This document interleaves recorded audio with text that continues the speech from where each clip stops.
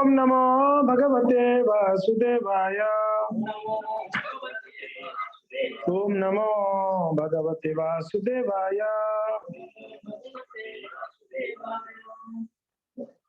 हरे कृष्ण। स्वागत है सेवकों। तो हम लोग पिछली बार चर्चा कर रहे थे कि अनेकों प्रकार के जीव हैं। हमने 84 लाख प्रकार को गिन रहे थे। 84 लाख प्रकार के जीव हैं और उसमें मनुष्य जो है बहुत कम मात्रा में हमने देखा। 4 लाख प्रकार के मनुष्य है कि नहीं। तो एक बहुत सुंदर श्लोक है, भगवान भगवत गीता में कहते हैं, उसको एक पहले उच्चारण कर लेते हैं, फिर बाद में हम चर्चा करेंगे। मनुष्य, ये 7वां अध्याय का 3रा नंबर श्लोक है भगवत गीता का। मनुष्याणां सहस्रेषु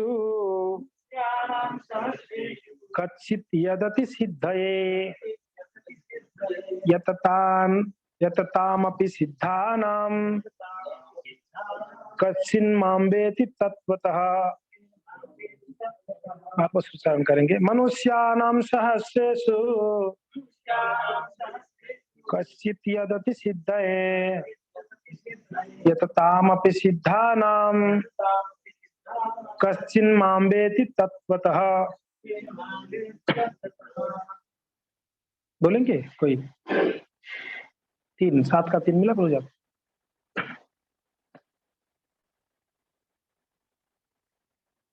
इसमें से बोलना है, बोले।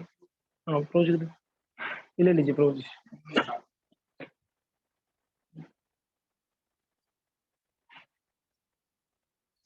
उसमें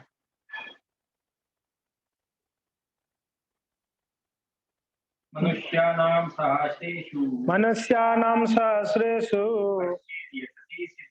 कश्चित् यतति सिद्धये यततामपि सिद्धानां कश्चिन्मां वेति तत्त्वतः। और कोई बोलेंगे प्रभु जी? अच्छा, हिंदी में तो फिर इसमें से बोलना पड़ेगा। ठीक है, फिर अनुवाद इस श्लोक का, उसका अर्थ मनुष्याणां सहस्रेषु, यानी कोई हजारों मनुष्यों में से। हरे कृष्णा पधारी।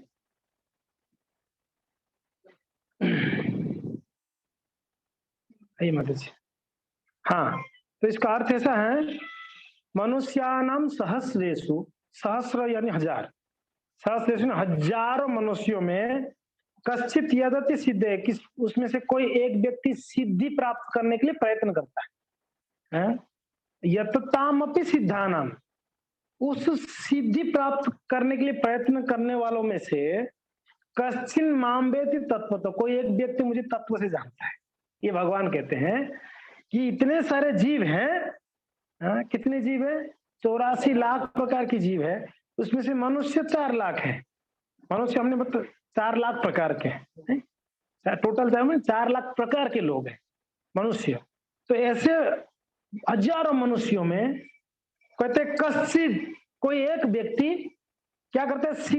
सिद्धि के लिए प्रयत्न करता है, सिद्धि प्राप्त करने के लिए प्रयत्न करता है। यततामपि सिद्धानाम, उस सिद्धि प्राप्त करने के लिए प्रयत्न करने वालों में से कश्चिन माम वेति तत्व, तो कोई एक व्यक्ति माम, मुझे जानने के लिए प्रयत्न करता है। भगवान कहते हैं कितना रेयर है। मेरे पास जो आते हैं बहुत मीन्स गिने चुने लोग आते हैं, सभी नहीं आते हैं। सभी लोग मेरे पास नहीं आते हैं। इसलिए भगवान ने 9वां अध्याय में कहते हैं, 9वां अध्याय 7वां अध्याय में कहते हैं कि 4 प्रकार के लोग मेरे पास आते हैं, 4 प्रकार के लोग मेरे पास नहीं आते हैं। ये भगवान ने बोले भगवत में कौन कौन मेरे पास आते हैं और कौन कौन नहीं आते हैं। 4 प्रकार के लोग मेरे पास आते हैं, उसमें से कहते हैं चतुर्विधा भजते नाम, चतुर्विधा भजते नाम जन्म स्वीकृति न अर्जुन आर्त जिज्ञासु अर्थार्थी ज्ञानी च भरत श्रव। ये 4 प्रकार के लोग बोलते हैं भगवान ने, जो मेरे पास आते हैं। कौन कौन है? पहले कहते हैं आर्त, यानी जो दुखी है। जो दुखी है मेरे पास आके प्रार्थना करते हैं, प्रभु मेरा ये दुख है, आप दुख निवारण करिए। ठाकुर जी के पास आते हैं दुखी। जिज्ञासु, मन में बड़ा जिज्ञासा है तो भगवान के पास आते हैं, भक्तों से मिलते हैं, जिज्ञासाओं को क्लियर करते। फिर जिज्ञासु के पास बाद आर्त जिज्ञासु अर्थार्थी, उस लोग धन के लिए भी आते हैं। ओम जय जगदीश हरे, सुख संपत्ति घर आवे, वो भी जाते हैं। हे प्रभु धन दीजिए, घर घर कैसे चलाएंगे? तो भले ही धन की आशा से, मगर ठाकुर जी के पास आते हैं। लास्ट में कहते हैं ज्ञानी, जो बुद्धिमान है ज्ञानी, वो भी मेरे पास आते हैं कि भगवान क्या चीज है, हम क्यों इस संसार में आए हैं, क्या रिश्ता है हमारा ठाकुर जी के साथ, है थोड़ा ज्ञान समाप्त है कि नहीं। तो इस प्रकार से 4 प्रकार के लोग भगवान के मेरे पास आते हैं, और इन चारों को भगवान कहते हैं स्वीकृतिवान। स्वीकृतिवान यानी आगे जाके ये 4 मेरे भक्त बन जाएंगे। स्वीकृति मैं स्वीकृति देता हूं। और 4 लोग दुष्कृतिवान, जो मेरे पास आते ही नहीं है कभी। कौन कौन है? कौन कौन है उसमें? नमाम दुष्कृतिनो मूढ़ा प्रपद्यन्ते नराधमा, जो नरों में अधम है। क्या बोल रहे? मनुष्यों में अधम है, नीच, कहते ना नीच व्यक्ति, उसको कोई लेना देना नहीं ठाकुर जी से। ऐसे भी लोग हैं जिनको ऐसे कहते हैं कि क्या करना है, भगवान भगवान क्या है, ऐसे भी लोग हैं। तो वो उसको कोई विश्वास ही नहीं भगवान के प्रति, नरों में अधम है। नमाम दुष्कृतिनो मूढ़ा प्रपद्यन्ते नराधमा, मूढ़ा मूर्ख व्यक्ति भी मेरे पास नहीं आते हैं। मूढ़ा नराधमा, फिर माया अपहृत ज्ञाना, जिसकी ज्ञान को माया ने हर लिया।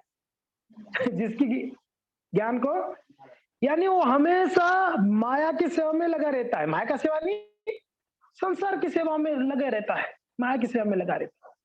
और लास्ट में कहते हैं आसुरी, जिसका असुरी प्रवृत्ति है, वो भी नहीं आता है भगवान के। असुर कहाँ आते हैं? हमेशा वो तो विरोधी होते हैं भगवान के ना। यूं तो ये 4 प्रकार के लोग दुष्कृति ना, उनको स्वीकृति नहीं मिलती है। 4 प्रकार की स्वीकृति। क्यों स्वीकृतिवान है वो लोग? कहते भगवान कहते हैं कम से कम मेरे पास तो आते हैं।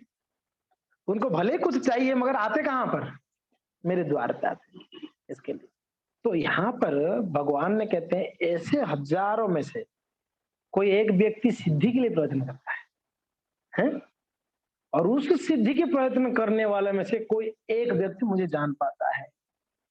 उसको कैटेगराइज कर दिए, है कि नहीं? तो चैतन्य चरितामृत में बहुत सुंदर वर्णन कहते हैं।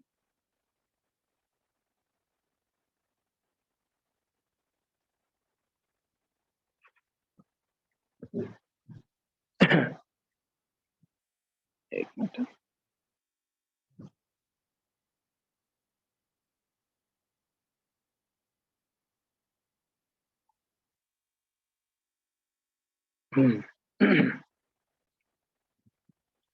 तो यहाँ बहुत सुंदर चैतन्य चरितामृत में कैटेगराइज करते हैं, है कि नहीं? क्या कह रहे हैं? कहते हैं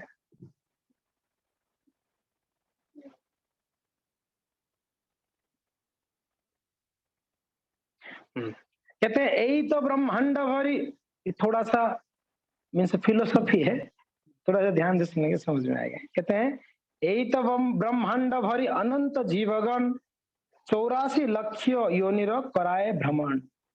तो ये ब्रह्मांड भरकर अनंत कोटि जीव हैं, और उसमें कैटेगराइज इस हमने चर्चा किया कितना, 84 लाख प्रकार के हैं। फिर उसमें कहते हैं इस 84 लाख में से जो जीव का साइज क्या है, शरीर का साइज नहीं, क्या बोल रहे हैं? जीव का साइज क्या है? केशाग्र शतभागस्य, फिर शतांश करी, पुनः शतांश करी, तार सम सूक्ष्म जीव स्वरूप विचारी। जीव का स्वरूप क्या है, वो उसका साइज क्या है? और कोई पूछ सकते हैं। जीव यानी आत्मा, जीवात्मा, जीवात्मा। ये तो शरीर है, शरीर के अंदर आत्मा परमात्मा दो लोग हैं। एक आत्मा यानी मैं स्वयं हूं, परमात्मा यानी स्वयं भगवान है, दो है। ऐसे कहते हैं एक पेड़ में 2 पक्षी बैठे हैं, एक पक्षी खा रहा है फल, दूसरा पक्षी देख रहा है। तो आत्मा भोग रहा है, परमात्मा सिर्फ देख रहे हैं और कुछ नहीं कर रहे। हाँ, साक्षी है, परमात्मा साक्षी है, ऐसे कहते हैं। तो यहाँ पर कहते हैं उसका साइज क्या है आत्मा का? केशाग्र शतदा भाग, इस बाल का जो अग्रभाग है ना, उसको 100 भाग करिएगा। कितना? जो जो बच जाएगा उसको पुनः शतांश करी, उस भाग को वापस 100 भाग करना। कहते तार सम सूक्ष्म जीवेर स्वरूप विचारी, उतना साइज जीवात्मा का है। अब सोचो हमारा साइज कितना है, शरीर का नहीं, आत्मा का साइज, यानी हमारा साइज इतना छोटा है और हमारा अहंकार कितना है, बहुत बड़ा है, मगर देखा जाए तो हमारा साइज बहुत छोटा है। अब विचार करिए। तो कहते हैं इस प्रकार से जीव अनंत कोटि जीव है ब्रह्मांड में, और उसमें आगे विचार करते हैं तार मध्य स्थावर जंगम द्विभेद, दो भाग कर दिए उसको। जो अनंत कोटि जीव है ना, उसमें दो भाग कर दिया गया। क्या क्या पता है, एक स्थावर और एक जंगम। हरे कृष्ण मत आइए, दो विभाजन है। Hare Krishna, please most welcome.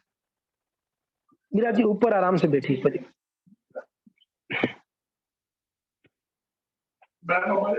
Hospital में है आने की वजह से। हाँ हरे डेंटिस्ट है। जय हरे कृष्ण, पहली बार स्वागत। हाँ, तो अनंत कोटि जीवों में उसको दो भाग कर दिए। क्या क्या कहते हैं, तार मध्य स्थावर और जंगम। स्थावर यानी जो चल फिर नहीं सकते हैं, पेड़ पौधे जो चल फिर नहीं सकते, स्थावर। जंगम यानी जो चल फिर सकते हैं। तो द्विभेद कर दिए। फिर जो जंगम है ना, अब स्थावर को छोड़ दीजिए आप, ठीक है। जो जंगम यानी जो चल फिर सकते हैं, कहते हैं जंगम तिर्यक जल स्थलचर विभेद, उसको तीन भाग कर दिए। एक आकाश में उड़ने वाले, जो चलने फिरने वाले में, एक आकाश में उड़ने वाले और जल में रहने वाले, और एक यहाँ पृथ्वी में स्थल में चलने वाले। तो तीन विभाजन जंगम में हो गया, स्थावर एक, ठीक है। आगे उसको और समझ में आ रहा है ना, ये तो बड़ा क्लियरली बताया गया है। आगे कहते हैं तारा मध्य, किसकी मध्य, जो जंगम है उसकी मध्य में, तारा मध्य मनुष्य जाति अति अल्पतर।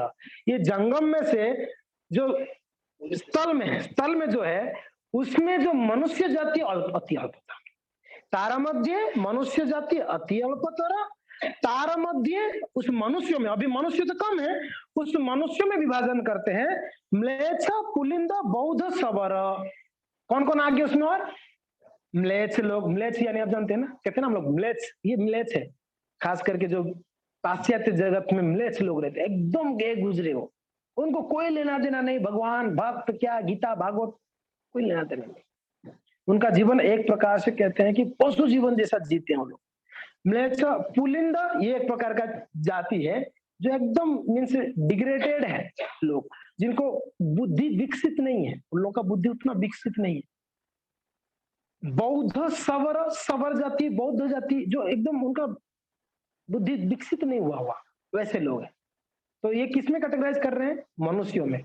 जो कम मनुष्य है उसमें से कितने तो म्लेच्छ है, पुलिंद है, बौद्ध है, सवर, ये सब जो डिग्रेडेड कॉन्शियसनेस वाले, उनका बताया गया। उसके आगे कहते हैं उसमें से ये सब निकाल देने के बाद, हाँ प्रभु जी, जो मनुष्य तो कम है उसमें से म्लेच्छ को, पुलिंद को, बौद्ध को, सबर को अगर निकाल दिया जाए, बात दिया जाए, फिर जो बच गए उसमें वेदनिष्ठ मध्य अर्धे को वेद मुख्य माने, उसमें वेद को मानने वाले आधा है, नहीं मानने वाले आधा है, उसको और कैटेगराइज कर दिया गया। यानी इससे पहले जो बोले ना बौद्ध सबर म्लेच्छ, वो लोग तो वेद को बिल्कुल, वेद करके कुछ पता ही नहीं है। अभी जिनको पता है उसमें से कुछ मानने वाले हैं, कुछ नहीं मानने वाले। तो कहते हैं वेदनिष्ठ मध्य अर्धे को, आधा मानते हैं, ठीक है। वेद मुख्य माने, वेद को मानते हैं, वेद निषिद्ध पाप करे धर्म नहीं गने। अभी देखिए कैटेगराइज देख रहे हैं ना आप, जो वेद को मानते हैं उसमें से आधे लोग, आधे से ज्यादा लोग वेद को इस्तेमाल करके पाप कर रहे हैं, ऐसे करे। वेद निषिद्ध पाप करे धर्म नहीं गणे, वो धार्मिक नहीं है। वेद को मानते हैं मगर वेद में कहीं ऐसे भी वर्णन है, पशु हत्या का वर्णन आती है? तो ऐसे चीजों को लेके उसके माध्यम से पाप नहीं बताया गया है, आज तो बताया गया है पशु को काट सकते हो, खा सकते हो। तो लोग उस वेद को ही आधार बनाकर पाप करने लगे, बेविचार करना, मांस भक्षण करना। क्योंकि ना देखिए खास करके जीव जो है वो उदाहरण वही उसी को अपना एक प्रकार का आइडियल बना लेता है जो इसके अनुसार हो, अनुकूल हो। हम लोग पढ़ते हैं वेद और शास्त्र, अब उसमें से जो हमको अच्छा लगे, एग्जैक्टली हम उसको से यही सही है। यही सही। मेरे को एक बार हमारे यहाँ से वो है कोई, उन्होंने मेरे को बोला कि गीता का ही मेरे को उदाहरण दिया। गीता के देखिए श्लोक पे आपके तो भगवान जो सुदामान का एक आता है तो कहते हैं तो भगवान खुद ही कहते हैं कि पेड़ होता था उसकी जो निकलती थी वो, तो मैंने कहा कि आप अपने हिसाब से इसको मॉडिफाई कर लेते हैं। यस, तो वेद को मानते हैं मगर कैसे? वेद कोई आधार बना, पाप करना है मुझे तो आधार तो चाहिए ना। जैसे हमको आइसक्रीम खाना है, डॉक्टर साहब बोले खाने के लिए, खा सकते हैं। एग्जैक्टली जैसे सर्दी है, नहीं डॉक्टर साहब बोले आइसक्रीम खा सकते हो, कोई दिक्कत नहीं। तो मम्मी पापा बोलेंगे चलो डॉक्टर साहब बोले तो तू खा ले, तो हमने सहारा किन का लिया? डॉक्टर का लिया। एग्जैक्टली वैसे सहारा शास्त्र का लेकर क्या कर रहे हैं? पाप वृद्धि कर रहे हैं, पाप कार्य कर। तो वेद निषिद्ध पाप करे, वेद में जो मना करा गया है उसी को पाप कहा जाता है। पाप क्या है? अभी प्रश्न उठता है पाप क्या है, यानी जिस वेद में जो मना कर दिया गया ये नहीं करना चाहिए, उस चीज को पाप कहा जाता है। जैसे मुख्य रूप से भागवत में 4 पाप गिना गया है, मुख्य रूप से भागवत में। बाकी जितने भी पाप है ना उसको पता है, वो उसको सब याद है। वेरी गुड, एक बार ताली तो हो जाए उसके लिए। Very good, wonderful, super.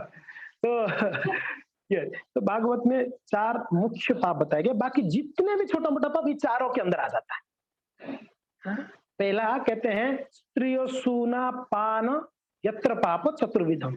पहला कहते हैं अवैध संग, क्या है? बराए पुरुष या स्त्री का संग करना, ये एक पाप माना गया। दूसरा जुआ, जुआ खेलना, जुआ यानी पता ही नहीं है, जो भी जुआ है यानी जो भी गैम्बलिंग है उसको पाप माना गया, क्योंकि वहां पाप रहता है, उसमें झगड़ा होते, कली होते। तीसरा कहते हैं नशा, क्या है?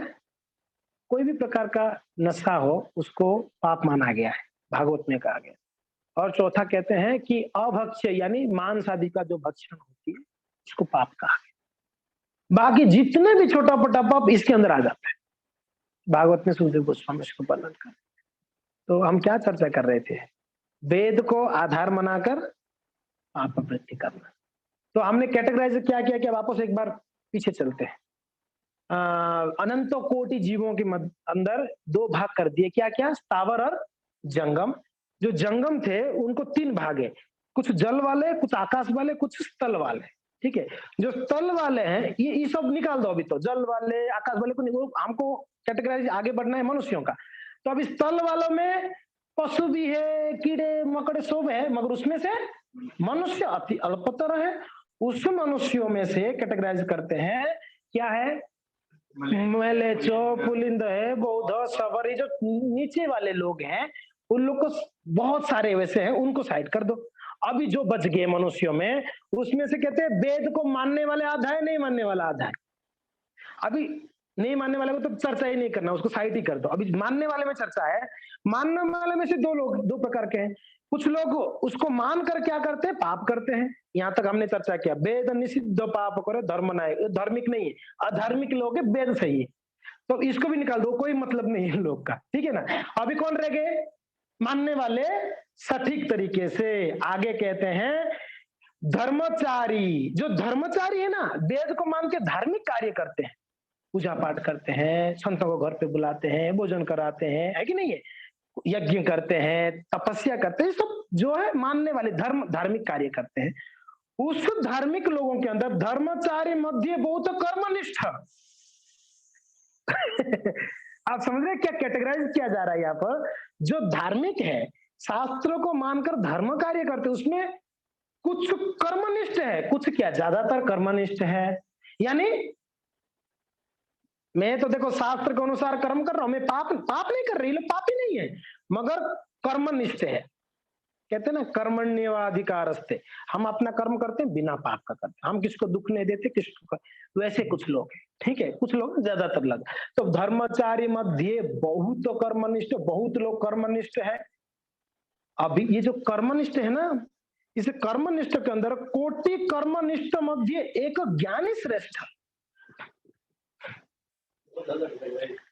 आप देखिए कैटेगराइज कैसे किया जा रहा है। जो ये कर्मनिष्ठ है ना, बोलते हैं कि हम कार्य करेंगे, शास्त्र अनुसार करेंगे, पाप नहीं करेंगे। बहुत बढ़िया, फर्स्ट क्लास है, कम से कम वो लोग पाप तो नहीं कर रहे। तो ऐसे जो कर्मनिष्ठ है ना, मैं मेरा कर्म कर रहा हूँ, जैसे गृहस्थ है, गृहस्थ का कर्म करना है, पत्नी बीवी बच्चे को पालन करना है, समाज में पूरा ये जो भी हमारा कर्तव्य करना है, ये धर्मनिष्ठ लोग हैं। इस कर्मनिष्ठ लोग है। उस कर्मनिष्ठों के अंदर मध्य कोटि कर्मनिष्ठ मध्य कोई एक ज्ञानी श्रेष्ठ, कोई उसमें से एक ज्ञानी व्यक्ति है। समझ में आ रहा है? कर्मनिष्ठ में कोई एक ज्ञानी है। अब ऐसे अभी कैटेगराइज कितना कम हो गया ना, ज्ञानी बहुत कम हो। अब ऐसे ज्ञानियों में कोटि ज्ञानी मध्य है एक जन मुक्त। ऐसे करोड़ों करोड़ों ज्ञानियों में से कोई एक व्यक्ति मुक्ति को प्राप्त करता है। सब लोग को मुक्ति नहीं मिलती है, कोई एक व्यक्ति दुर्लभ जो है उसको मुक्ति मिलती है। ठीक है, यहां तक तो समझ में आ गया, क्लियर है। आगे कहते हैं कोटि मुक्त मध्य दुर्लभ एको कृष्ण भक्त। अब देखिए क्या बोल रहे हैं, ऐसे कोटि मुक्ति पाने के लिए मुक्ति वाले लोगों में से एको कृष्ण भक्त श्रेष्ठ, एक कृष्ण भक्त श्रेष्ठ है। अभी आप बताइए कितना दुर्लभ है कृष्ण भक्त। नहीं, आप सब है, मुकेश जी नहीं, आप लोग भी है। सभी सभी सभी प्रयास कर रहे हैं। हम कभी कभी अपने हिसाब से सोचते हैं कि मैं बहुत आगे हूं अपने हिसाब से, मगर थोड़ा सा समझेंगे ना, समझ में आएगा कि सब लोग अपने अपने परिस्थिति के अनुसार प्रयास कर रहे हैं। अपने अपने जगह पे हर एक व्यक्ति प्रयास कर रहा है। हमको हर एक की प्रयास को देखना जरूरी है। प्रभु रामचंद्र जी की प्रसंग में हनुमान जी महाराज तो पत्थर उठा उठा के पहाड़ डाल रहे थे, कहाँ? समुद्र में वो करने के लिए, क्या? सेतु बांधने के लिए। और वही एक गिलहरी छोटा सा जीव, वो भी अपना प्रयास कर रहा था, हैं प्रभु जी, वो भी अपना प्रयास कर रहा था। वो गिलहरी देखिए, वो अपना जितना बुद्धि था थोड़ा बुद्धि को इस्तेमाल करके बोला ये सभी प्रभु की सेवा में लगे, मेरा ये शरीर किस काम का है, मेरा जीवन, मैं अगर सेवा नहीं कर पाऊं ठाकुर जी का, तो थोड़ा बुद्धि से क्या किया, वो जाके समुद्र में डुबकी लगाता, उसका शरीर में पानी लग जाता, वो आके क्या करता पता है, रेत में ऐसे लोटपोट होता था, उसके शरीर पे रेत लग जाता, फिर वो धीरे से चल के जाके जो वो बन रहा था ना, क्या सेतु के ऊपर जाके झाड़ देता था धूल को, रेती को, ताकि थोड़ा रेती उस सेतु में काम आ जाए। फिर आता था, फिर पानी में डुबकी लगाता, फिर गिल्ला होता तो फिर रेती में लोटपोट होता, रेती लग जाता उसके शरीर पे, वापस जाके सेतु के ऊपर थोड़ा सा झाड़ता था। हनुमान जी महाराज गुजर रहे थे, उसको लगे हट नहीं तो कुचल जाएगा, बीच में उसको हटा रहे तो प्रभु रामचंद्र का नजर पे, रुको रुको हनुमान क्या कर रहे हैं, देखो प्रभु बीच में आएगा, कुचल जाएगा, ये छोटा सा जीव क्यों बीच में आ रहा है, उसको क्यों ऐसे अनादर कर रहे हो, इसको हटो करके बोल रहे हो, प्रभु ये डिस्टर्ब कर रहा है, कमला डिस्टर्ब कहाँ कर रहा हो, सेवा कर रहा है मेरा। हनुमान जी को समझ में नहीं आया ये क्या सेवा कर रहा है, अरे सब बंदर लोग जो है बढ़िया से लगे, ये क्या सेवा कर रहा है प्रभु। देखो हनुमान जी आपका शक्ति कितना है, आप उतना प्रयास कर रहे हो मेरे सेवा में, ये गिलहरी का जितना बुद्धि शक्ति है उतना प्रयास कर रहा है, उस हिसाब से तो आपसे ज्यादा ही कर रहा है, उस हिसाब से तो देखा जाए तो इसके लिए हम सभी अपने एक परिस्थिति के अनुसार हम प्रयास जो सब कर रहे हैं, और भगवान ने ना ये नहीं देख रहे आपने कितना किया है, हाँ कितने में से कितना किया, यस एग्जैक्टली। जैसे उदाहरण के लिए ले सकते हैं, आप बताते थे प्रभु जी कि वो जो केले के पत्ते इकट्ठे करने वाला जो होता है, हाँ, तो अब उसका एक दिन का सब केला का पत्ता इकट्ठा करके वो 10 रुपया मिलता है दिन भर जी, उसमें से भी वो 5 रुपया जो है भगवान की सेवा में देता है। अब वो अपना देखा जाए 50% दे रहा है, यस। और कोई अगर कोई एक मानी कोई जो भी मान लो लाखों रुपए में से अगर वो मतलब 100-200 रुपए देता है, 200 रुपए हमने बहुत दिया, अगर टोटल परसेंटेज देखो तो वो 0.01 एग्जैक्ट 10 रुपया कमाने वाले 5 रुपया दे रहा है, 100 रुपया कमाने वाला 20 रुपया दे रहा है, तो दिखने में लगता है कि तो 20 दिए 5 ही दिया, मगर अगर उसका सामर्थ्य देखा जाएगा तो सामर्थ्य के अनुसार ये व्यक्ति ज्यादा किया। वैसे हर एक व्यक्ति प्रयास कर रहे हैं, सबके प्रयास, भगवान प्रयास को देखते हैं, भगवान करोड़पति को नहीं देखते हैं, भगवान क्या देखते हैं, ये प्रयास कितना कर रहा है मेरे लिए, तो चीज को देखते हैं। तो खैर, तो यहाँ पर क्या विचार आ रहा है, कोटि मुक्त मध्य कोई एक कृष्ण भक्त श्रेष्ठ, यानी अति दुर्लभ है इस संसार में कृष्ण भक्त, अति दुर्लभ। इसमें से अभी इसमें और कैटेगराइज कर दिया जाए, कृष्ण भक्त मध्य। एक मिनट रुक जाओ,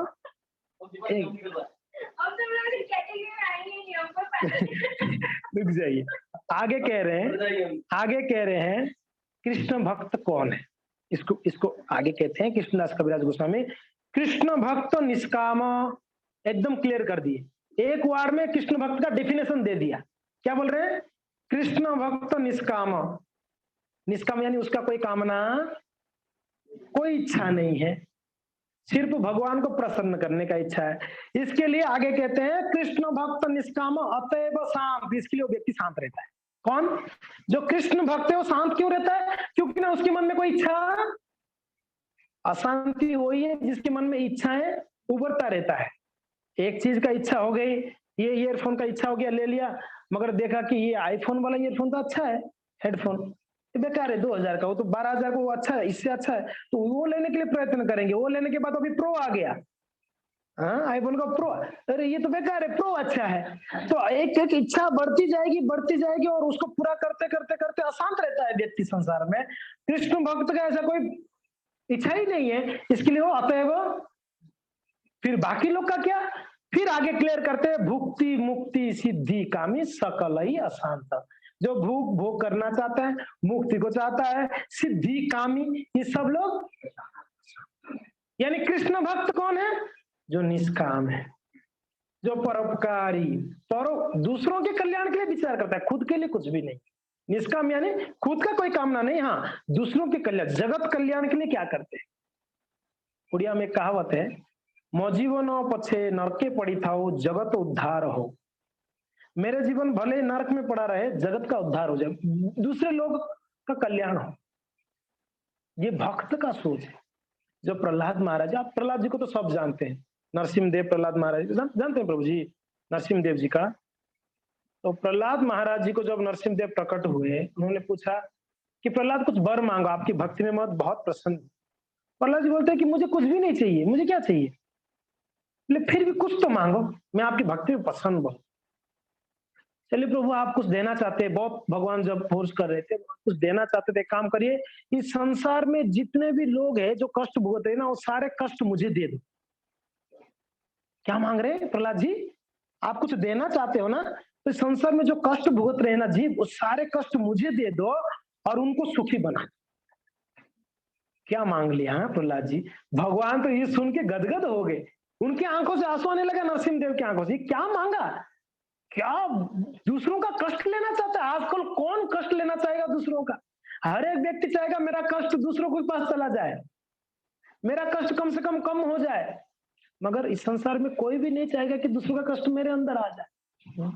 तो ऐसे मांगे प्रहलाद जी।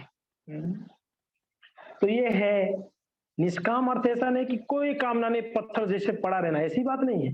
निष्काम यानी खुद के लिए कोई इच्छा नहीं है, दूसरों के कल्याण के लिए इच्छा है। श्रील प्रभुपाद जी जो इस संस्था, इस्कॉन संस्था के संस्थापक है, उनके गुरुदेव भक्तिसिद्धांत सरस्वती ठाकुर उनका आदेश दिए, आप पढ़े लिखे हो, आप पाश्चात्य जगत में प्रचार करो।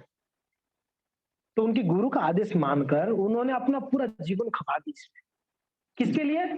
सिर्फ दूसरों के कल्याण के लिए। ये संत है, जो संत होते हैं वो दूसरों के कल्याण के लिए कितना भी तकलीफें झेलने को तैयार हो जाते हैं, कितना भी तकलीफ झेलने के लिए तैयार हो जाते। तो ये भक्त है, ये कृष्ण भक्त है, इसीलिए कृष्ण भक्त दुर्लभ है, कहने का तात्पर्य।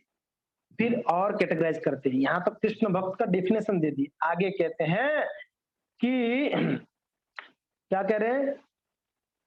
ब्रह्मांड भ्रमिते कोनो भाग्यवान जीव, गुरु कृष्ण प्रसाद पाए भक्ति लता बीज।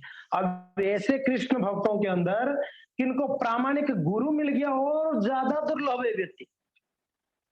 क्या बोला मैंने? क्या बोल रहे हैं? जिनको प्रामाणिक गुरु मिल गया, ढोंगी गुरु नहीं, गांजा चेलम खाने वाले गुरु की बात नहीं किया जा रहा है। प्रामाणिक गुरु, शुद्ध गुरु, जो सांप्रदायिक हो। तो अभी शायद मैंने ये चर्चा किया था, प्रामाणिक 4 संप्रदाय का शास्त्र में वर्णन है, मैंने चर्चा नहीं किया ना यहाँ पर। 4 संप्रदाय के बारे में शास्त्र में वर्णन मिलती है जो प्रामाणिक है। ये 4 संप्रदाय में कहीं से भी आप शिक्षा दीक्षा ले सकते हैं। बाकी जितने भी संप्रदाय के नाम पे चल रहा है, शास्त्र में उसको कैटव कहा गया है। शब्द क्या कहा गया है? कैटव, यानी चीटिंग वाले। वो सब चीटिंग धर्म है या चीटिंग संप्रदाय है जो सही मार्ग नहीं दिखाते हैं। तो हम तो शास्त्र को माने। शास्त्र में 4 बताया गया। आप लोग जानना चाहेंगे 4 कौन सा? पहले कहते हैं श्री संप्रदाय, दूसरा कहते हैं रुद्र संप्रदाय, तीसरा कहते हैं ब्रह्म संप्रदाय, चौथा कहते हैं कुमार संप्रदाय। 4 संप्रदाय क्या क्या है? श्री, रुद्र, कुमार, ब्रह्म। 4 को याद कर लो। श्री यानी लक्ष्मी जी को याद कर लो, रुद्र यानी महादेव जी को याद कर लीजिए, कुमार यानी चतुर कुमार, ब्रह्मा जी का पहला चतुर कुमार, 4 पुत्र है, और ब्रह्म संप्रदाय ब्रह्मा जी। यानी ये संप्रदाय का सर्वप्रथम भगवान ने ज्ञान इन 4 लोगों को दिए, शास्त्रों का ज्ञान, वेदों का ज्ञान। इनकी आगे ही लोग जो इस ज्ञान को आगे बढ़ा है, जो संप्रदाय से आया है, जो प्रामाणिक संप्रदाय। जैसे हम लोग है कृष्ण भक्त है अभी, तो हम लोग को ये गौड़ीय संप्रदाय कहते हैं। हम क्या कहते हैं? ब्रह्म मध्व गौड़ीय संप्रदाय, यानी हम लोग ब्रह्म संप्रदाय के अंदर आए, तो इसके लिए प्रामाणिक है। तो कोई रुद्र संप्रदाय, आप सिन्हा जी जाएंगे ना नाथद्वारा में, वो रुद्र संप्रदाय है, जिनको अभी बल्लभ संप्रदाय के नाम पे प्रसिद्ध है, वो रुद्र संप्रदाय। बल्लभाचार्य जी मुख्य हुए करके बल्लभ संप्रदाय के। वैसे श्री संप्रदाय, आप अगर साउथ में जाएंगे ना, ज्यादातर श्री संप्रदाय के भक्त मिलेंगे, रामानुजाचार्य के संप्रदाय। कुमार संप्रदाय, ये भी एक संप्रदाय जो निम्बार्क आचार्य की संप्रदाय, निम्बार्क संप्रदाय भी कहते हैं उसको। इस प्रकार ये 4 संप्रदाय प्रामाणिक है। जैसे हम उदाहरण के लिए ले सकते हैं ऑथराइज्ड स्कूल या यूनिवर्सिटी, जहां पर हम अपने बच्चों को पढ़ाते हैं, ताकि इतना तो कॉन्फिडेंस है कि बच्चा को ऑथराइज सर्टिफिकेट तो मिलेगा। इनके जो टीचर्स है सर्टिफाइड टीचर्स है, ऐसे नहीं कि कोई भी एक पढ़ा रहा है। यहाँ पर हमारे बच्चे को पढ़ाने से पहले चेक करते हैं ना, ये सर्टिफाइड है कि नहीं ये यूनिवर्सिटी, तब हम ज्वाइन कराते हैं। एग्जैक्टली आध्यात्मिक ज्ञान को भी सीखने के लिए हमको प्रामाणिक संप्रदाय चाहिए, प्रामाणिक स्कूल चाहिए, प्रामाणिक टीचर चाहिए। अगर वो टीचर खुद ही नहीं जानता है अच्छे से, तो हमको कैसे सिखाएगा? है कि नहीं? तो इसलिए ये फर्स्ट क्लास टीचर है 4, ब्रह्मा जी, कुमार लोग, रुद्र जी और श्री लक्ष्मी। ये 4 हमको ज्ञान दे रहे हैं, और ये चारों का क्या ज्ञान है? कृष्ण भक्ति सर्वश्रेष्ठ, ये ज्ञान देते। भले संप्रदाय रुद्र नाम पे चल रहा है, मगर महादेव जी ज्ञान क्या दे रहे हैं? कृष्ण भक्ति। अब देखो रुद्र संप्रदाय में पूजा किनका करते हैं? रुद्र जी का थोड़ी कर रहे हैं। किनका पूजा कर रहे हैं? सिन्हा जी का पूजा कर रहे हैं, कृष्ण का। वैसे कुमार संप्रदाय में 4 कुमार लोग भगवान नहीं बने हुए, वो कुमार लोगों का भी राधा कृष्ण का सेवा हो रही है। और श्री संप्रदाय में लक्ष्मी जी का पूजा नहीं हो रही है, विष्णु का पूजा। तो इसके लिए 4 संप्रदाय का ज्ञान एक ही है कि कृष्ण भक्ति को प्राप्त करना, या लोगों को कृष्ण भक्ति में आगे बढ़ना है, भगवत कृपा को प्राप्त करना है। तो इसके लिए कहते हैं ब्रह्मांड भ्रमित कोनो भाग्यवान जी, गुरु कृष्ण प्रसाद पाए भक्ति लता भी। तो अब ये जो भक्ति हमारे हृदय में कैसे प्राप्त होता है? ये भक्ति का 2 पुत्र है। ये भक्ति जन्म का नहीं पता है आप लोग को? कहाँ? ना ना ना, बिल्कुल भी नहीं। और आगे थोड़ा बढ़िए, महाराष्ट्र बोलिए। द्रविड़ में भक्ति देवी प्रकट हुई, द्रविड़ में। द्रविड़ यानी साउथ, साउथ में प्रकट हुई भक्ति देवी। उनकी 2 पुत्र है, ज्ञान और वैराग्य। कौन कौन? भक्ति का 2 पुत्र है। कोई सिर्फ ज्ञान के लिए प्रयास करे तो उसको भक्ति है, कोई अगर वैराग्य के लिए प्रयत्न तो उसको, मगर कोई भक्ति के लिए प्रयत्न करे तो उसको ज्ञान वैराग्य दोनों आ जाएगा, क्योंकि ना पुत्र है ना दोनों। माँ जहां पर है उनके बेटे कहाँ रहेंगे? बच्चे माँ के पास आ जाएंगे। तो भक्ति देवी अगर हृदय में भक्ति उत्पन्न हो गई तो उस व्यक्ति के हृदय में वैराग्य भी आ जाएगा, ज्ञान भी आ जाएगा। ऐसे संभव है भक्ति करने से ज्ञान आ जाएगा। मैं आपको एक उदाहरण देता हूँ।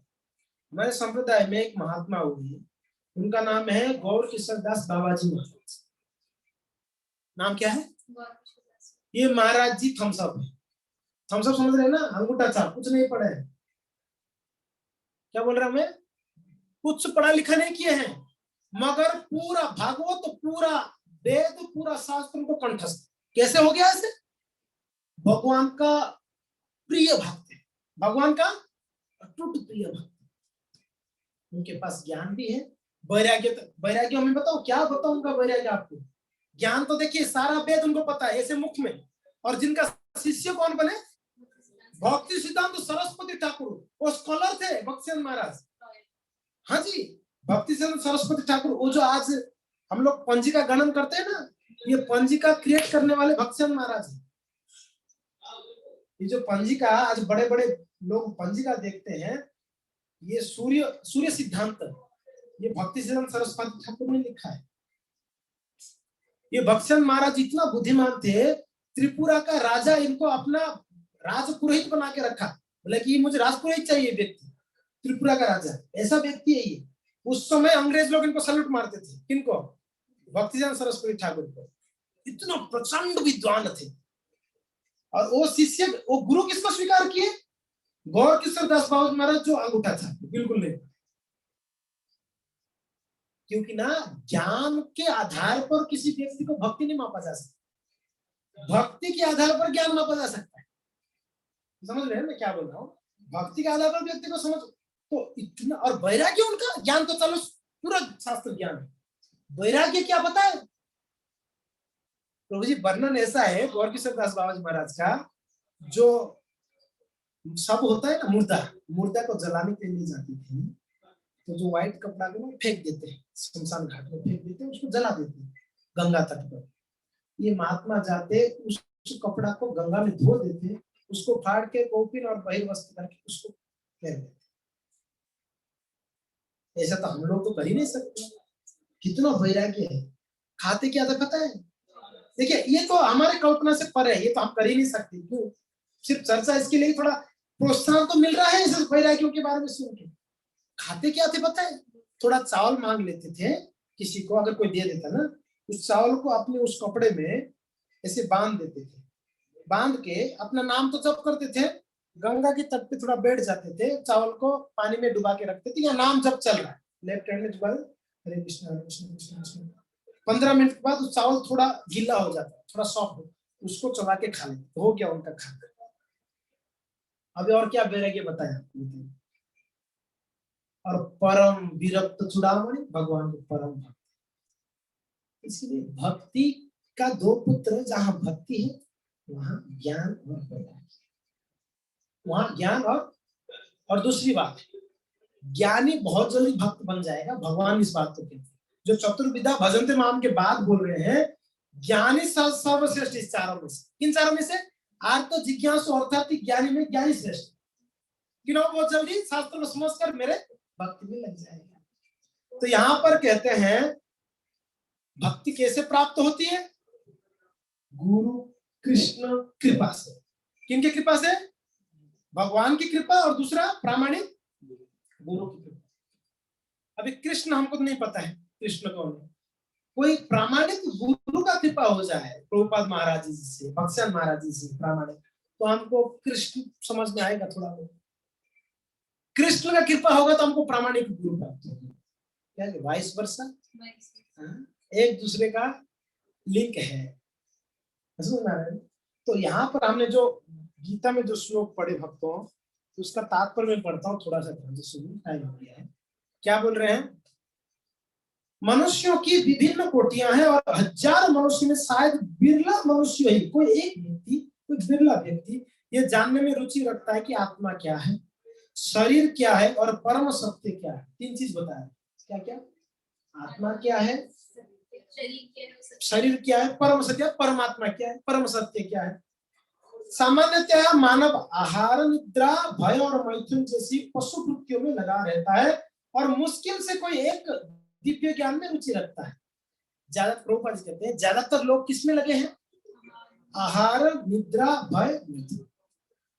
बच्चा उत्पन्न करना, खाना, सोना और भय यानी अपने आप को रक्षा करना।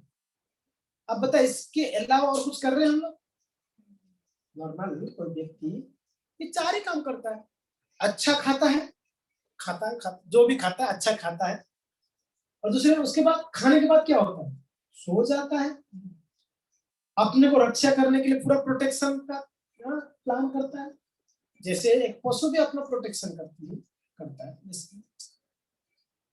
और मैं बच्चा तो प्रभुपाद जी कहते हैं ये 4 चीज में लगे रहते हैं, मगर कोई बिरला व्यक्ति क्या करता है, दिव्य ज्ञान में रुचि रखता है। ऐसे कहते हैं गीता में प्रथम अच्छा अध्याय उन लोगों के लिए जिनकी रुचि दिव्य ज्ञान में है। गीता में कितने अध्याय है टोटल? 18 में के उसको 3 भाग किया गया, 6 तो कहते हैं प्रथम जो 6 है ना, 6 अध्याय कहते हैं उन लोगों के लिए जो दिव्य ज्ञान में रुचि रखते हैं, जो दिव्य ज्ञान में रुचि रखते हैं, यानी आत्मा परमात्मा ज्ञान योग ध्यान योग द्वारा अनुभूति की क्रिया में तथा पदार्थ में आत्मा के पार्थक्य को जानते हैं। आत्मा क्या है, परमात्मा क्या है, शरीर क्या है, वो समझाया गया 6 चैप्टर में, अच्छे से समझाया गया। किंतु कृष्ण तो केवल उन्हीं व्यक्तियों द्वारा ज्ञ है जो कृष्ण भावना भावित है। कृष्ण कृष्ण कृष्ण को कौन जान सकता है? हाँ बताइए, कृष्ण को कौन जान पाएगा? मेरा प्रश्न है, कृष्ण को जान कौन पाएगा? एग्जैक्ट भगवान ने इस बात को भगवत में कहते हैं भक्त्यामाम अभिजानाति, जो मेरा भक्ति करता है मुझे जान सकता है। भक्त अच्छा, एक सोना को पहचानने के लिए सोनारी बनना पड़ेगा, नहीं?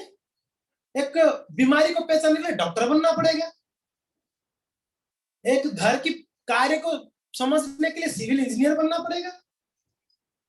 तो भगवान को जानने के लिए क्या भक्ति जरूरत नहीं है? भक्ति के बिना भगवान जान लेंगे? तो मेरा ज्ञान से संभव ही नहीं है। भगवान भक्ति के बस में है, तो भक्ति के द्वारा भगवान को समझ पाएंगे हम लोग। तो यहाँ पर कहते हैं किंतु कृष्ण तो केवल उन्हीं व्यक्तियों द्वारा गए हैं, या वही व्यक्ति जान सकते हैं। कौन? जो कृष्ण भावना भावित है, जो भक्त है। कृष्ण भावना भावित, समझ में आ रहा है ना? कृष्ण भावना भावित यानी भक्त की बात है। अन्य योगी निर्विशेष ब्रह्मानुभूति प्राप्त कर सकते हैं, क्योंकि कृष्ण को जानने के लिए अपेक्षा ये शुभम है। किंतु कृष्ण परम पुरुष है और साथ ही वे ब्रह्म तथा परमात्मा ज्ञान से परे हैं।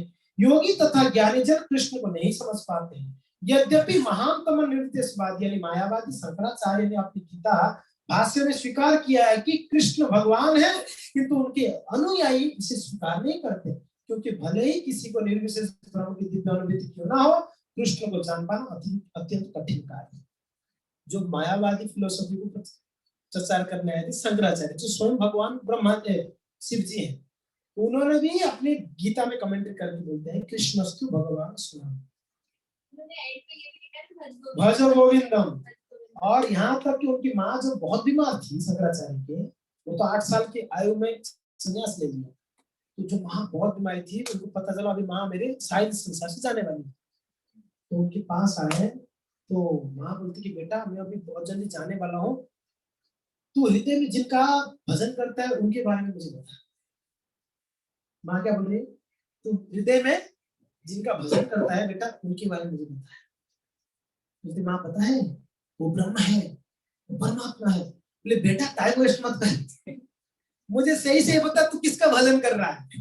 ये सब टाइम वेस्ट, मेरे पास टाइम नहीं है, तो जल्दी चली जाऊंगी। तो सच में सुनना है बोला। तो उनके शिष्य बोले थोड़ा बाहर आप लोगों में आ। फिर माँ को सीक्रेट बोलती माँ भगवान कृष्ण मेरा आराध्य है और उनका ही भजन करना चाहिए। उनकी माँ कृष्ण नाम सुनकर भगवत प्राप्त है। हाँ, ये वर्णन शंकराचार्य जी अंत में उनकी माँ को ये ज्ञान नाम। शंकराचार्य फिर बाहर मायावाद क्यों प्रचार कर रहे हैं? मायावाद का कुछ समझ में आ रहा है? मायावाद क्योंकि ना भगवान का आदेश था आप मायावाद प्रचार करो, उसके बाद मेरा द्वैतवाद प्रचार करने मेरे महान महान भक्त 4 आएंगे, जो निम्बारकाचार्य, मध्वाचार्य और विष्णु स्वामी और कौन है रामानुजाचार्य। ये 4 महान आचार्य आके वो मायावाद को खंडन करके द्वैतवाद प्रचार, जो वो तो अलग टॉपिक है जो भी है। तो यहाँ पर इस बात को कहा गया है।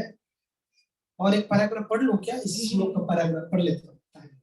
कृष्ण भगवान समस्त कारणों का कारण है, आदि पुरुष गोविंद है। ईश्वर परम कृष्ण सच्चिदानंद विग्रह अनादिरादि गोविंद सर्व कारण कारण कृष्ण। भगवान कौन है इसको क्लियर करते हैं। ईश्वर कौन ईश्वर है, परम ईश्वर कौन। ईश्वर तो बहुत है, छोटे मोटे ईश्वर सब है, हम भी अपने अपने घर में ईश्वर है, मगर परम ईश्वर कौन है, कहते हैं कृष्ण। परम ईश्वर कौन है, ईश्वर परम कृष्ण। और उनका स्वरूप कैसा है, सच्चिदानंद विग्रह। सत्य चित आनंद, सत्य चित आनंद। सत्य यानी क्या है, क्या बोलेंगे उसको, हाँ परमानेंट, शाश्वत को सत्य कहते हैं। चित्त यानी पूर्ण ज्ञानमय, आनंद यानी पूर्ण आनंदमय। कृष्ण कैसे है, मीन्स सत्य है यानी टेम्पररी नहीं, हम लोग टेम्पररी है, कुछ समय के लिए है, बाद में चले जाएंगे, मगर हमारा आत्मा टेम्पररी नहीं, शरीर टेम्पररी। भगवान सत्य है, चित्त है, आनंद है, और यही आत्मा का स्वरूप है। आत्मा का स्वरूप भी सच्चिदानंद है, मगर शरीर के संग में आकर क्या होता है, हम लोग पॉल्यूटेड हो गए। आत्मा तो पॉल्यूटेड नहीं होता है, मगर ये शरीर पॉल्यूटेड हो गया। और शरीर के साथ कनेक्शन किनका है, मन बुद्धि अहंकार का है, इसके लिए मन बुद्धि अहंकार के द्वारा पॉल्यूटेड। बाकी आत्मा तो शुद्ध है। आत्मा को सेकंड चैप्टर में भगवान कहते हैं इसको ना कोई काट सकता है, कोई जला सकता है। नैनम छिन्दन्ति शस्त्राणि नैनम दहति पावकः ना चैनम क्लेदयं तापो ना सूचति मारुत। भगवान कहते हैं इसको कोई जला ही नहीं सकता, कोई भिगा नहीं सकता है, इसको काट नहीं सकते हो, ये बड़ा छोटा नहीं हो सकता है उसका आकार से। तो ये है सच्चिदानंद है आत्मा। और आत्मा जब सच्चिदानंद है तो सच्चिदानंद के साथ जब संपर्क में आएगा तभी आनंदित होगा।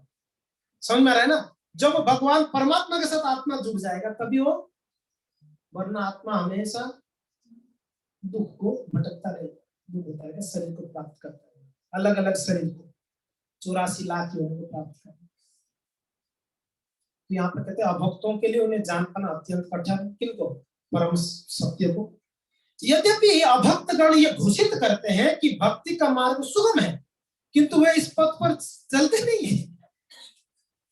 तो जी कहते हैं, लोग कहते हैं अरे बहुत आसान है भक्ति, भक्ति क्या है, बहुत आप लोग तो बहुत इजी है ना, सुबह उठ के माला फेरो तो बढ़िया, आप लोग खाओ पियो मजा करो। हमने कल कह रहे थे, एक हमारे सार्वभौम प्रभु जी बोल रहे थे, उनको किसी ने पूछा कि महाराज आप जीवन पर भजन कर रहे हो, क्या बोल रहे हो, आप जीवन भर भजन कर दिया, सब कुछ छोड़कर बाल भी मुंडवा लिया, कपड़ा भी आपका चेंज कर दिया,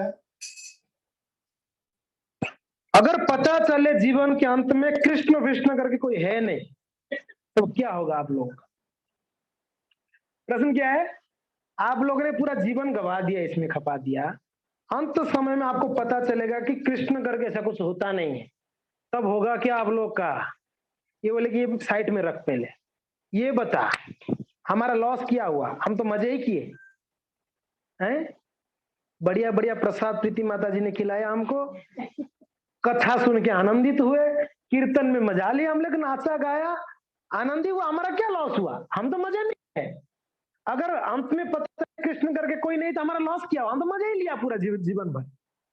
अभी बोले तू ये बता, अगर तू तो जीवन भर भजन नहीं किया, एंड में तुझे पता चलेगा कृष्ण करके कोई है, तेरा क्या होगा ये बता। हाँ जी, हम तो मजा किया खूब, हमको क्या, हम तो प्रसाद खाया, नाचा गाया, फेस्टिवल्स मनाया, बहुत आनंद में रहा। और अगर पता भी चले कृष्ण नहीं तो हमारा लॉस ही क्या, हम तो मजे में हमारा जीवन चला गया। मगर तू, आप तो कुछ नहीं किया, 4 पाप भी नहीं किया, 4 पाप भी नहीं किया, हमने तो ऐसे भी हमने शुद्ध जीवन जिया। मगर आपको अगर पता चले कि कृष्ण करके कोई है अंत समय में, जीवन भर कुछ नहीं किया ऐसा धार्मिक का, तेरा होगा क्या, वो डर गया। तो बताइए, हम लोग कुछ भी प्रयास कर रहे, हमारा जीवन सफल है, थोड़ा भी प्रयास है इसमें। भगवत गीता के 2 अध्याय के 40वां श्लोक में भगवान कहते हैं, नेहा विक्रमनाशोस्ति प्रत्यवाय न विद्यते स्वल्पमप्यस्य धर्मस्य त्रायतो महतो भयात्। बड़ा सुंदर श्लोक है, आप सब याद कर लो इसको। 2.40 बहुत उत्साह प्रदान करता है इस श्लोक। क्या कहते हैं, नेहा विक्रमनाशोस्ति प्रत्यवायो न विद्यते स्वल्पम अप्यस्य धर्मस्य। ये भक्ति में अगर कोई थोड़ा भी प्रयास करता है, स्वल्पम, सु प्लस अल्पम, सु यानी सुंदर, अल्पम यानी कम, कोई अच्छे से कम प्रयत्न किया। जैसे मैं 64 माला नहीं जब कर पा रहा हूँ, 108 नहीं कर पाऊँ, मैं 2 माला कर पाऊंगा, कोई बात। 2 माला अच्छे से बैठ के शांति से भगवान का नाम लिया। कम कर पाया, मैं ज्यादा कर नहीं पाया, मैं क्या कर सकता हूँ, मैं 2 ही कर पाया। अगर वो 2 माला भी किया, 1 माला भी किया, स्वल्पम अप्यस्य धर्मस्य, तो उसमें उसका कोई हानि नहीं है। नेहा विक्रमनाशोस्ति, उसका कोई भी हानि नहीं है। प्रत्यवाय न विद्य से, कोई उसका उल्टा रिएक्शन भी नहीं। कोई अगर ये बोले कि ये भजन में कोई आपका फायदा क्या है, तो नुकसान भी तो कोई नहीं है। अगर मान लो कोई फायदा नहीं है, उसको भूल जाओ, नुकसान भी तो कुछ नहीं है। क्या नुकसान हो रहा है हमारा? कुछ नुकसान है माता जी? क्या नुकसान है हमारा? कोई नुकसान नहीं है। तो अगर फायदा नहीं मानते तो नुकसान भी नहीं है। तो कहते हैं नेहा विक्रमनाशोस्ति, उसका उल्टा परिणाम भी नहीं है, उसका उल्टा परिणाम भी नहीं है। कभी कभी होते हैं ना, दवाइयां रिएक्शन कर जाते हैं, मगर भक्ति में कोई, हाँ जी, कभी कभी साइड इफेक्ट कोई दवाइयां ऐसे हो जाती हैं। अच्छा, आप उसी को ठीक करते हैं? Okay, very good. हाँ जी, तो कभी कभी ऐसे हो जाते हैं, किसी की बॉडी सूट नहीं करता है, तो फिर उनको दिक्कत हो जाती है। तो मगर भक्ति ऐसा कुछ, ऐसा तो कोई दिक्कत नहीं करेगा आपको, उल्टा कोई परिणाम नहीं हो जाएगा। भक्ति करके कोई पागल हो गया, ऐसा आज तक तो कोई उदाहरण ही नहीं मिला कि भक्ति करके इतना पागल हो गया कि कहीं का नहीं रहेगी। ऐसा तो उदाहरण है नहीं।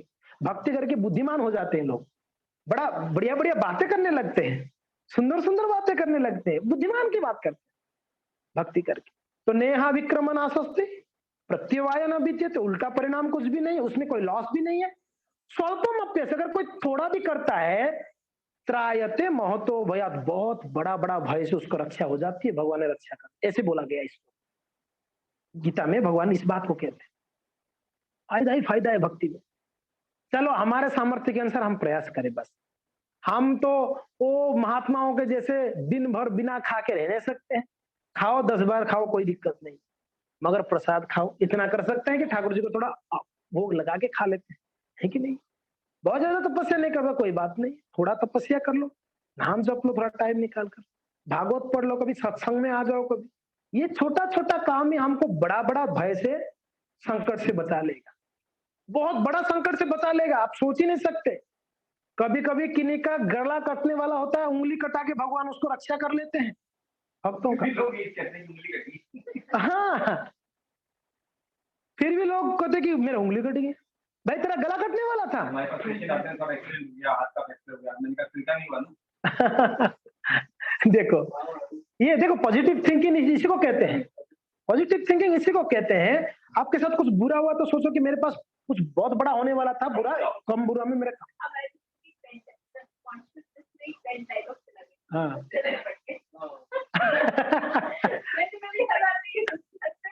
सस्ते में निपट गया, सही बात है। एक छोटा उदाहरण 2 मिनट में बोल दूंगा, फिर समाप्त करना है। तो ये उदाहरण प्रभु जी माता जी सुने होंगे, ये कॉमन उदाहरण है। एक राजा था, शिकार करने जाता, उनके साथ मंत्री होता। ये बड़ा प्रसिद्ध उदाहरण है।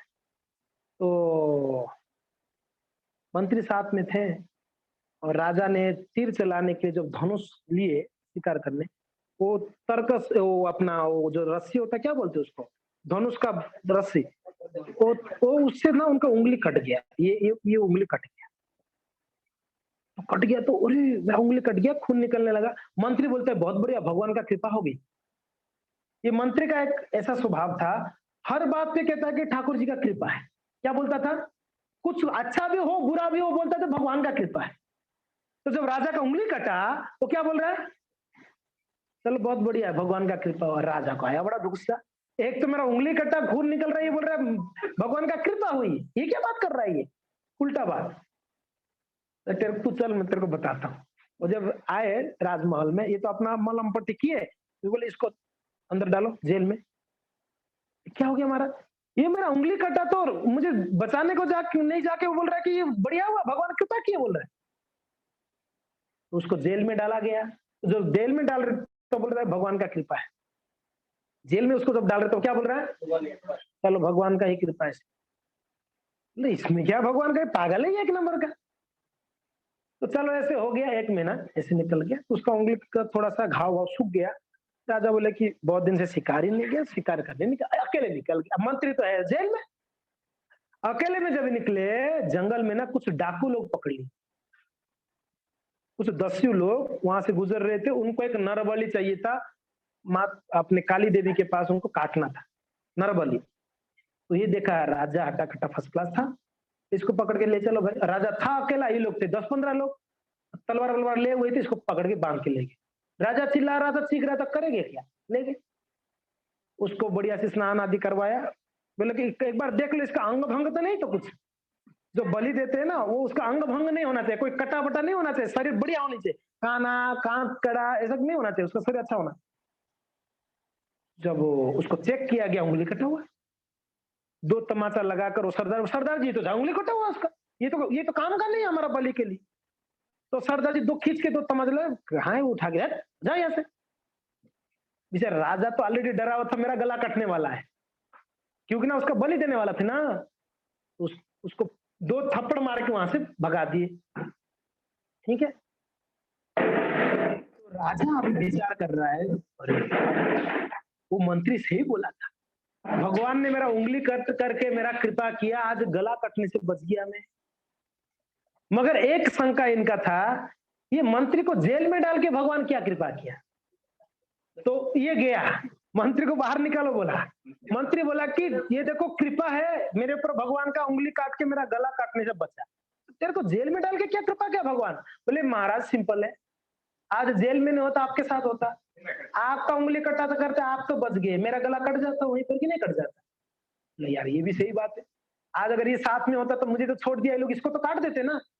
बोले कि भगवान ने आपका उंगली काट के कृपा किए, मुझे जेल में डाल के कृपा की। यानी हर परिस्थिति में भगवान जीव का कल्याण के लिए ही सोचते हैं, कभी अमंगल नहीं सोचते ठाकुर। हम उसको अमंगल, बोले भगवान ने मेरे साथ ऐसे क्यों किया। अरे नहीं, हमारा कर्म बहुत बुरा था, उसके कारण कुछ बहुत बड़ा होने वाला था, भगवान ने काट कुछ के छोटा सा कुछ दंड दे दिए बस। तो इसलिए हर परिस्थिति में भगवान का हम ऋणी रहे, अनुग्रह है भगवान का हमारे ऊपर, कृपा है। इसके लिए भक्त लोग हमेशा भगवान की शरण में रहते हैं, उनको हमेशा भगवान की गुणगान करते हैं। तो खैर चर्चा का विषय ऐसे चलता रहेगा, आज के लिए यही समाप्त करेंगे। हरे कृष्ण। शिल प्रभुपाद की जय और भक्त वृंद की जय। निताय गौर हरि प्रेमानंद। जिज्ञासा आज नहीं लूंगा, क्षमा करिए, मेरा कोई मीटिंग है सवार। थैंक यू, धन्यवाद जूम की भक्तों को, थैंक यू सो मच। हरे कृष्णा। शिल प्रभुपाद की जय।